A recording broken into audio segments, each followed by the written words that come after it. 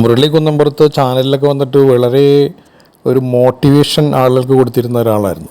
കാരണം ഇദ്ദേഹം വെള്ളമടിച്ച് ആകെ നശിച്ചു പോയ ആൾ ഒരു സുപ്രഭാതത്തിൽ ടൈൽസ് കച്ചവടമൊക്കെ ചെയ്ത് ഉയർന്നു വന്നു.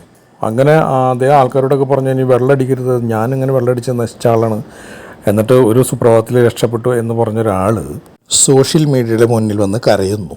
എന്താ പറ്റിയെന്ന് നോക്കാം. എല്ലാവർക്കും നമസ്കാരം.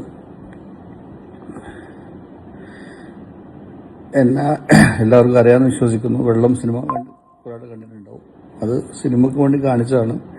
അങ്ങനെയൊന്നുമല്ല എൻ്റെ യഥാർത്ഥ ലൈഫ്. ഞാനൊരു സാധാരണ മനുഷ്യനാണ്.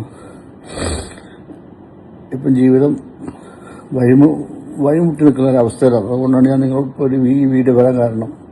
ഒരുപാട് ചതികൾ പറ്റി, ബിസിനസ്സിൽ ഒരുപാട് ചതികൾ പറ്റി. ടൈൽസ് ദുബായിലും ഓസ്ട്രേലിയയിലും ആഫ്രിക്കയിലും കയറ്റി വെച്ചിട്ട് മലയാളികൾ വഴി ഒരുപാട് പൈസ കിട്ടാണ്ടായി. അഖിലേഷ്, തോട്ടടക്കാരൻ അഖിലേഷ് എന്നെ പരിചയപ്പെടുത്തിയത്, കാലിക്കറ്റ് നോട്ട് ബുക്കിൽ സതീശനാണ് അഖിലേഷിനെ പരിചയപ്പെടുത്തിയത്. അങ്ങനെ ബിസിനസ്സിൽ കുറേ പൈസ പോയി, ആൾക്കാരെ വിശ്വസിച്ച് കുറേ പൈസ പോയി, കമ്പനിക്കാർ കുറേ പൈസ കൊടുക്കാറുണ്ട്. അതിനിടയ്ക്ക് സിനിമ എടുത്തു വെള്ളം.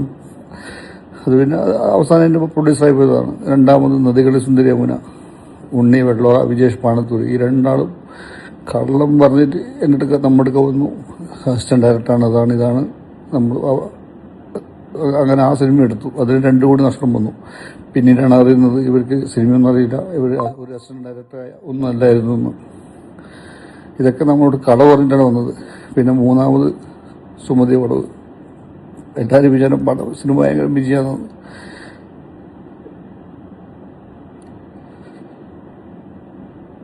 ഇത് ജീവിതം ഇന്ന് കൈവിട്ടു പോയിരിക്കും.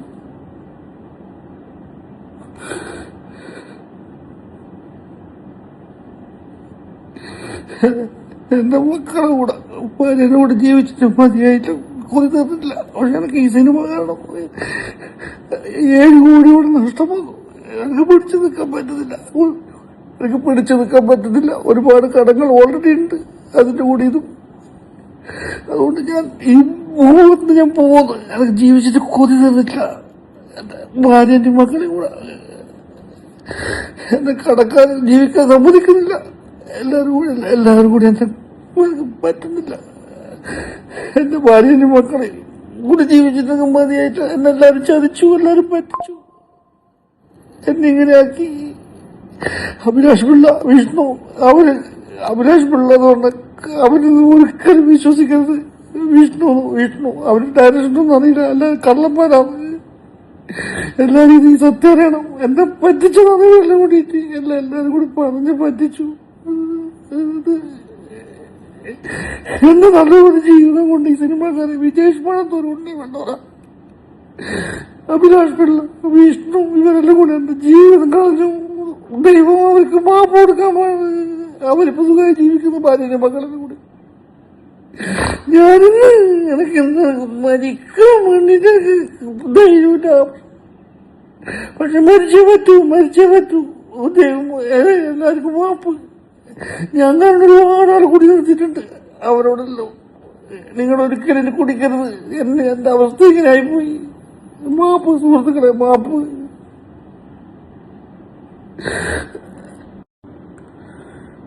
സുഹൃത്തുക്കളെ, നമ്മൾ ചില ആളുകൾ നമുക്ക് കഞ്ഞിക്ക് കഴിക്കാനുള്ള വീട്ടിലിരുന്ന് കഞ്ഞിയും പപ്പടവും പയറൊക്കെ കൂട്ടി നല്ല സ്വാദോടു കൂടി എല്ലാവരോടും ഒരുമിച്ചിരുന്ന് ഭക്ഷണം കഴിക്കാനുള്ള ഒരു അവസരം ദൈവം തരികയാണ് നമുക്ക്. സമാധാനപരമായ രീതിയിൽ നമ്മളത് മുന്നോട്ട് പോകുന്നു.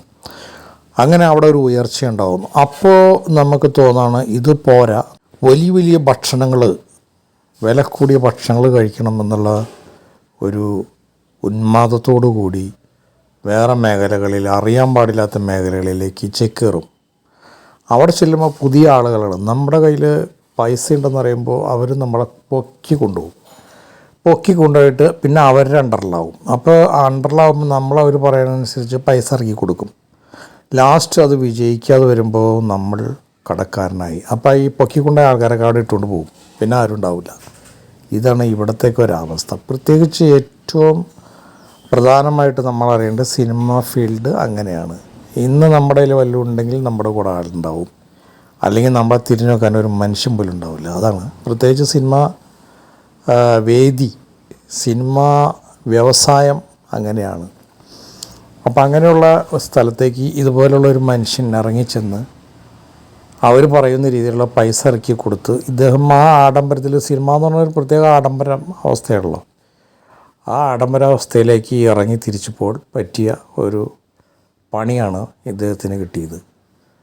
ഇവിടെ സാമ്പത്തികം ഉണ്ടെങ്കിൽ നമ്മുടെ കൂടെ ആളുകൾ ഈ സിനിമ, ഇപ്പോൾ എൻ്റെ കയ്യിലിപ്പോൾ 10 കോടി രൂപയുണ്ട്, ഒരു സിനിമ പിടിക്കണമെന്ന് നമ്മൾ ആഗ്രഹിച്ച ഇഷ്ടം പോലെ ആൾക്കാർ, അതിൻ്റെ ഡയറക്ടർ, സ്ക്രിപ്റ്റ് എഴുതുന്ന ആളുകൾ ഒക്കെ നമ്മുടെ അടുത്തേക്ക് വരും. എന്നിട്ട് അവർ കഥകൾ പറഞ്ഞിട്ട് നമ്മളെ അങ്ങോട്ട് പൊലിപ്പിച്ച് കൊണ്ടുവരും. എന്നിട്ട് പറയും ഭയങ്കര ലാഭമാണ്, ഇത്രയും കിട്ടും അത്രയും കിട്ടും എന്നൊക്കെ പറയും. ഇത് കഴിഞ്ഞാൽ നമ്മൾ പൈസക്ക് ഇറക്കി പകുതിയാകുമ്പോഴത്തേക്കും ഡയറക്ടറും ഒക്കെ നമ്മളെ ഭരിക്കാൻ തുടങ്ങും.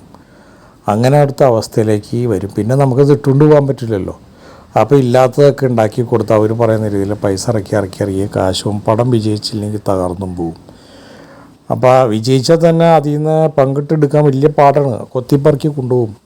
നമ്മൾ നോക്കുന്ന അറിയാൻ പാടില്ലാത്ത ആൾക്കാരെയൊക്കെ പറ്റിക്കും ഇവർ. അപ്പോൾ ഇതൊക്കെ മനസ്സിലാക്കാത്തത് കൊണ്ടാണ് ഈ മുരളി കുന്നുംപുറത്തിന് പറ്റിയത്. കാരണം ഇദ്ദേഹം ഒരു മോശകരമായ അവസ്ഥയിൽ നിന്നിട്ട് അവിടെ നിന്ന് ഉയർന്നു വന്ന ഒരാളാണ്. ഇനിയും ഇപ്പോൾ കരയാണ് പുള്ളി. ഇനിയും ഇദ്ദേഹത്തിന് ഉയരാൻ പറ്റും. കാരണം വെച്ചിട്ടുണ്ടെങ്കിൽ ഇദ്ദേഹത്തിന് അറിയാലോ, കഷ്ടപ്പാടും ദുരിതം അനുഭവിച്ചു പോയിട്ടുള്ള ആൾ ഉയർന്നു വന്നപ്പോൾ അദ്ദേഹം മരിച്ചിട്ട് പിന്നെ എന്താ കാര്യം, മരിച്ചിട്ട് പിന്നെ തീർന്നില്ലേ, പിന്നെ ആ ഇടപാടവിടെ തീരാണ്. അതിലും ഭേദം കടക്കാരൊക്കെ ചോദിക്കട്ടെ, അവർ വെടിവെച്ചൊന്നും കൊല്ലില്ലല്ലോ, തരാമെന്ന് പറയാം. എന്നിട്ട് നിങ്ങളുടെ ആ ഊർജ്ജം വെച്ച് തന്നെ നിങ്ങൾ പ്രവർത്തിക്കുക, അപ്പം നിങ്ങൾ ഉയരും. തീർച്ചയായിട്ടും അതിന് ഉയർച്ച ഉണ്ടാകും. പിന്നെ ഇതുപോലുള്ള കെണികളിലൊന്നും പോയി ചാടരുത്. ചാടി കഴിഞ്ഞാൽ ഉള്ളതും കൂടി ഇല്ലാണ്ടായിപ്പോവും. ആർക്കും പറ്റും. കാരണം വെച്ചിട്ടുണ്ടെങ്കിൽ നമ്മൾ ആഡംബരമായ രീതിയിലേക്ക് നമ്മുടെ പൈസകളൊക്കെ ഉയർന്നു വരുമ്പോൾ ഒരു സിനിമ പിടിച്ചാൽ കൊള്ളാമെന്നൊക്കെ തോന്നും. അവിടെ കുറേ ആൾക്കാരുണ്ടല്ലോ, അവരെ കാണുമ്പോൾ നമ്മൾ കണ്ണ് മിഴിച്ചു പോവും. അതാണ് മനുഷ്യരുടെ ഒരു കുഴപ്പം. അതൊക്കെ ശ്രദ്ധിക്കണം.